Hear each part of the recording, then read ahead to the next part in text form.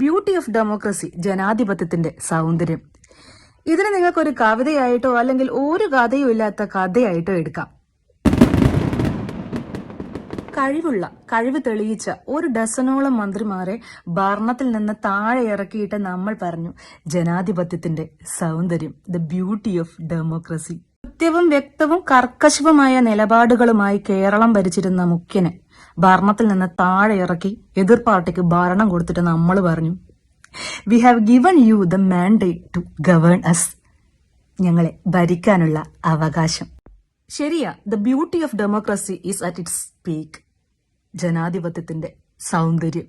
ഇക്കഴിഞ്ഞ 10 വർഷം ജനങ്ങൾക്ക് വേണ്ടി, കേരളത്തിലെ ജനതയ്ക്ക് വേണ്ടി ഒരുപാട് നല്ല കാര്യങ്ങൾ ചെയ്തിട്ടും ഒരുപാട് നല്ല ക്ഷേമ പ്രവർത്തനങ്ങൾ ചെയ്തിട്ടും ഭരണവിരുദ്ധത എന്ന എക്സ്ക്ലൂസീവ് തലക്കെട്ടുകൾക്ക് നമ്മൾ ജനങ്ങൾ കൈയടിച്ചു.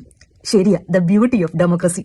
V have given you the mandate to govern us. The beauty of democracy.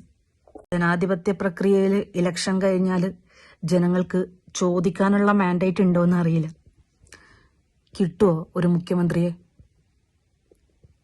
ഇക്കരെ നിൽക്കുമ്പോൾ അക്കരെ പച്ച എന്നൊക്കെ നമുക്ക് തോന്നും. എന്നാലും ഇക്കരെയുള്ള പച്ച നല്ലതാകുമ്പോൾ ആ പച്ച നല്ലതാണ് എന്ന് ചിന്തിക്കാനുള്ള സാമാന്യബോധം, അതും കൂടിയാണ് ജനാധിപത്യത്തിന്റെ സൗന്ദര്യം, ദ ബ്യൂട്ടി ഓഫ് ഡെമോക്രസി. ഒന്നും ഇവിടെ അവസാനിക്കുന്നൊന്നുമില്ല. ദ ബ്യൂട്ടി ഓഫ് ഡെമോക്രസി തുടരും.